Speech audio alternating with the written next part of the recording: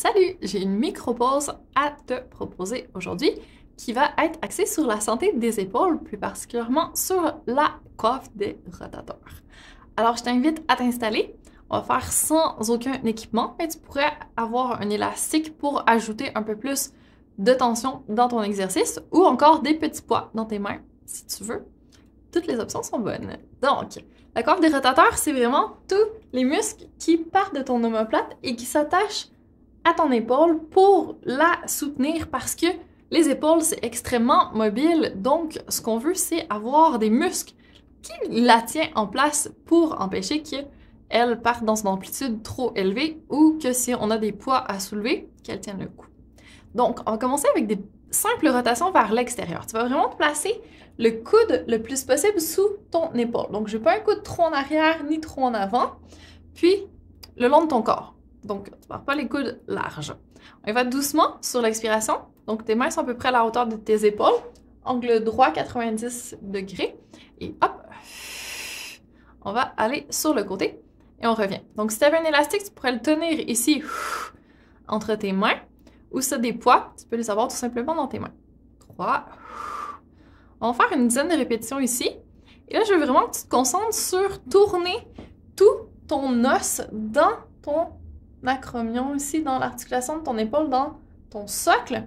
Puis, garder le coude le plus possible le long du corps. Donc, c'est facile de vouloir partir sur le côté ou d'avancer le coude, mais non, tu restes vraiment sur place et tu ouvres. Et l'amplitude à laquelle tu es capable d'aller, ça va peut-être être vraiment plus que moi ou vraiment moins, et c'est totalement correct comme ça. On va faire encore à peu près 3. 2. Dernière fois. Et si tu veux, tu peux faire des petits pulses ici pour aller chercher encore plus de travail musculaire. Et je veux vraiment que tu penses que tu essaies de connecter tes omoplates, de les coller sur ta colonne vertébrale derrière. Encore 3, 2, 1. Excellent. Donc ça, c'était la rotation vers l'extérieur. Maintenant, on va faire la rotation vers l'intérieur. On pourrait la faire juste comme ça ici, pour avoir un élastique qui est connecté sur une poignée de porte ou quelque chose qui te tient sur le côté pour rajouter de la résistance quand tu viens vers l'intérieur. Ou on peut partir ici, donc, et monter. J'ai la misère à faire égal des deux côtés et ça se peut que ce soit ton cas aussi.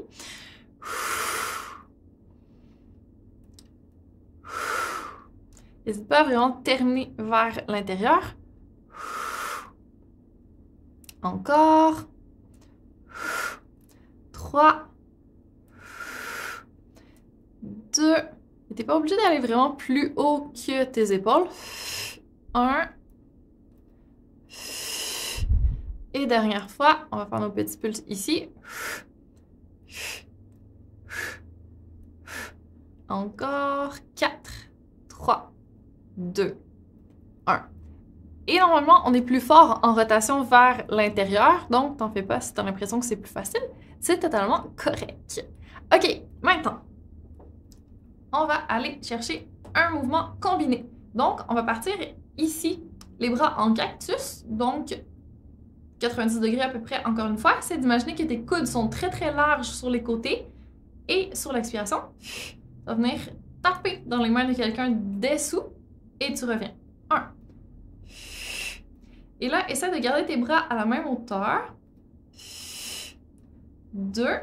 Essaie de rester super large, super stable. 3. Ça se peut que tu descendes plus bas ou moins bas que moi, c'est pas grave. Ça se peut que ça brûle vraiment beaucoup en ce moment et c'est correct. Serre tes abdos, auto-grandis-toi, essaie de garder la plus belle posture possible.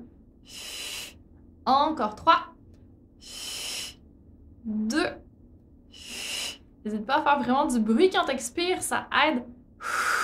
Engage encore plus les abdos et reste ici, fais des petits tapes. Encore 3, 2, 1 et relâche.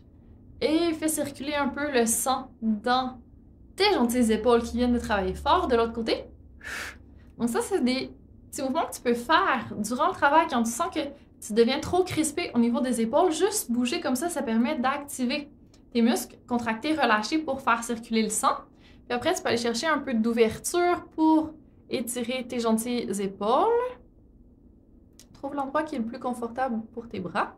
Les mettre un petit peu plus haut, aller un petit peu plus loin derrière. Bouger un petit peu. Encore 3, 2, 1. Et on va aller de l'autre côté. Donc, joindre les mains et étirer devant. Donc, plus on arrondit, plus on met de l'espace entre nos omoplates derrière, plus on sent l'étirement dans nos trapèzes, nos rhomboïdes qui sont justement ici, entre nos omoplates.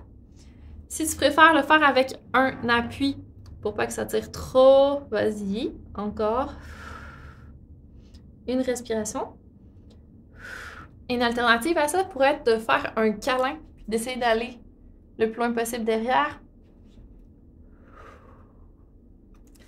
Et tu peux relâcher. Donc, n'hésite vraiment pas à rajouter du mouvement au niveau de tes épaules pour pas rester trop statique. Juste monter, descendre tes épaules. Faire les petites rotations comme on a fait tout à l'heure. Ou carrément aller chercher un étirement au niveau des trapèzes. Donc, incliner la tête vers l'épaule, presser tes mains vers le sol. Puis après, faire la même chose de l'autre côté. Là, on sent vraiment bien l'étirement sur le côté ici. C'est là que sont nos trapèzes. Et voilà, j'espère que ça rapporte un petit peu de bien-être dans tes épaules, dans ta coiffe des rotateurs en particulier. Et n'hésite pas à refaire cette micro-pause active aussi souvent que nécessaire.